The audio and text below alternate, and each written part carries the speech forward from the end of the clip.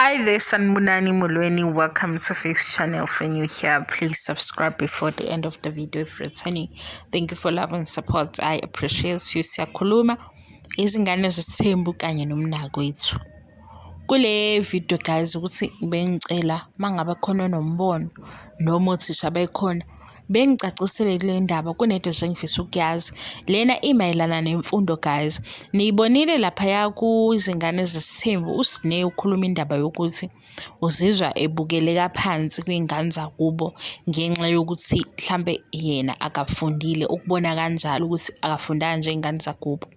Nakhu-ke lapha kumnako wethu kufika enye episode le siyibonile, the recent episode, kunobaba oyinyanga omdala ufika nengane encane athi uzoba u-second wife wakhe, uzoba umamncane, lo mntwana una-21 ekuthiwa uka-matric. So makuvele ukuthi umntwana una-21 weza u-grade 12 okusho ukuthi khona inkinga ekhona. Into engifisa ukuyazi-ke kothisha nabanye abanolwazi, kunalabantwana guys okubonakalayo ukuthi ukhona eklasini kodwa akabhilongi eklasini. Singabacwasi, ngifuna nje le ndaba siyikhulume kahle. Singabacwasi ngoba kuba nabantwana othola ukuthi omunye uhlula ama-subjects awu-3 okuyinto engalungiseka le mhlawumbe bangakuthiwa-ke akafocus-ke kulokhu angakubambi, ethola usizo mase kuyalungiseka ibhalanse indaba yakhe yokufunda. Kube khona lo othola ukuthi ingathi isikole asimvumi, la ukuba seklasini abhale, enze ama-test, enze nje ukufunda lokhu kuba phambi kwathisha akuhambisani naye. Bengike ngabuza ukuthi ke labo ntwana bathola kanjani usizo, ngoba omunye hhayi ukuthi mhlampe uphazamisekile emqondweni noma wenza izinto ey'bheke eceleni, ngathini, indlela ayiyona kufanele ukuthi abe sesikoleni, neminyaka yakhe kufanele ukuthi abe sesikoleni, kodwa manje uma eseklasini aka-absorb-i, akabambi lento efundiswa eklasini. Angazi ukuthi iyiphi ithemu ye-English echaza lento engifuna ukuyizwa. Kube ukuthi-ke iy'kole ezinye kuyenzeka kuthiwa umntwana akadlule kwi-grade enye, adlule aze afike ku-grade 10, abanye mhlawumbe ba-give up ku-grade 10. Kube sekwenzakalani-ke guys? Mina ngifisa ukuyazi le ndaba ngobani ngibona ngathi labantwana bathola ukubandlululwa umphakathi, babandlululwa futhi nasemakhaya, bayacwaseka. Kukhona nje omunye umama ngapha ngakithi unomntwana naye owaba nenkinga nokufunda. Yazi ibe buhlungu indlela akhuluma ngayo ngengane yakhe, ngoba unokuthi mayebona ontanga beyingane yakhe athi nina nafunda nasheshe naqeda nibancane, ubani engabe ubheka ukuthi le ngane abala ukuthi ubani ingane yakhe ayiphasanga, ebala ubone ukuthi hey, kodwa umzali akufanele ngabe uhamba ebalisa kanje kubantu ngengane yakhe, kodwa manje uyabona ukuthi ukwenziwa yini. Alukho olunye usizo olukhona. Ngifuna ukwazi-ke kothisha, ngoba othisha yinto ababhekene nayo le, bayayazi beyibone eklasini. Ukhona umntwana lo othola ukuthi akabambi nje, udaleke kanjalo, kuthiwe-ke akaqhubeke, eqhubeke vele ngeke afike ka-grade 12 kwayena, ngoba uzoba nayo lento ukuthi awuka-grade 12 ngiyokwenzani ngoba vele angizwa. Ukudaleka lokho njalo kukhona. Iyiphi enye indlela abasizwa ngayo?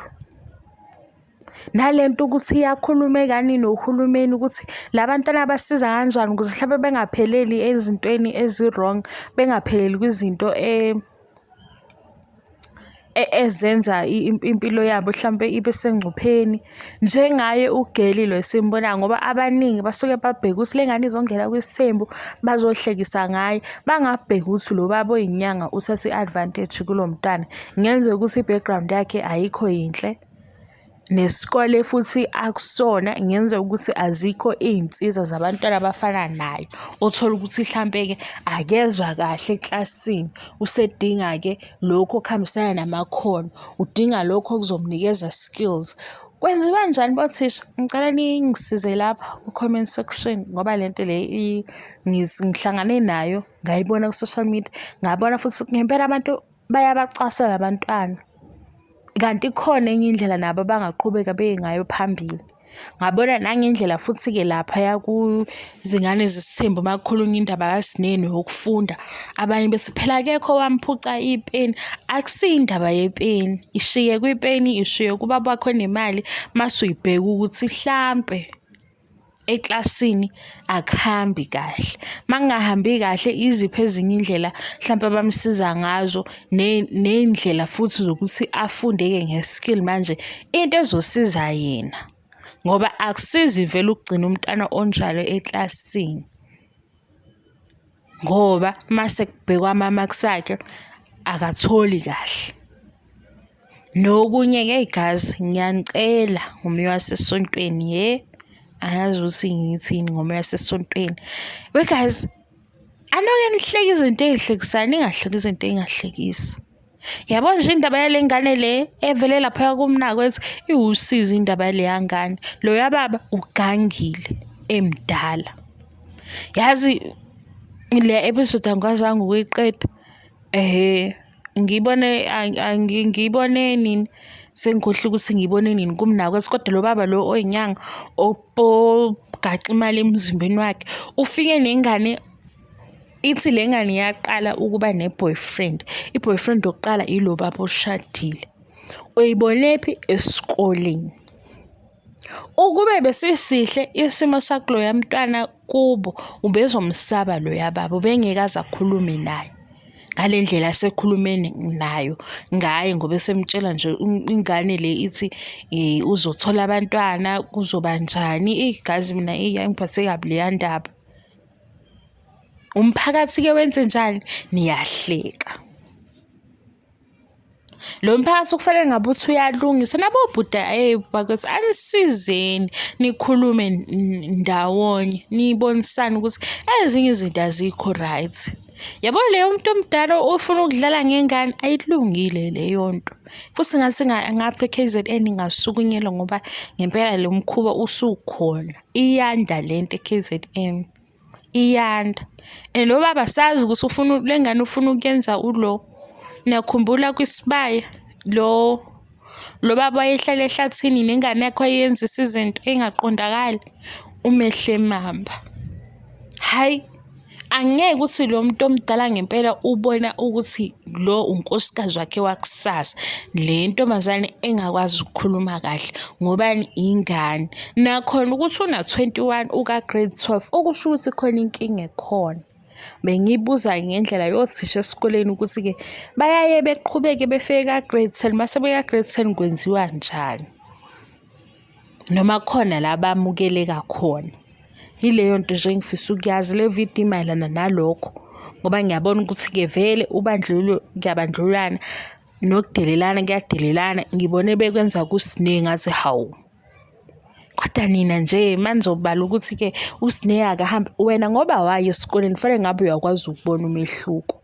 Kwenziwa yini ungakwazi ukubona umehluko?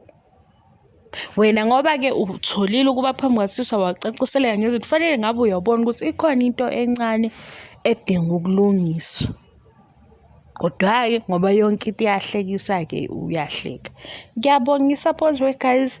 Umoya wami vele kuphezulu namhlanje, ngicasule enye indaba nje. Khona enye indaba ukuthi ngiyanqena nokuthi ngiyixoxe lana izongicasula kakhulu uma ngiyikhuluma. Hayi, enye nje indaba nayo engicasulile. Yikho sengikhuluma ngimemezana la. Ngiyabonga i-support. Bye.